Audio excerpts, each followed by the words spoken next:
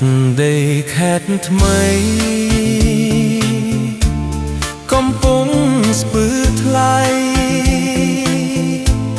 ចិត្តស្រីមេត្តាបងលួចស្រឡាញ់ភេទភ្នែកវាចាចិត្តចំសួរខ្ទៃ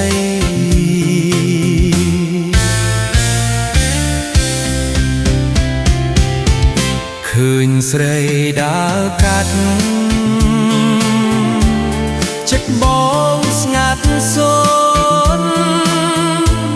លួចបនទេវតា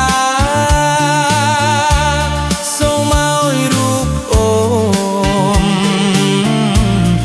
យកមកមេត្តាចរណៃរូបល្អ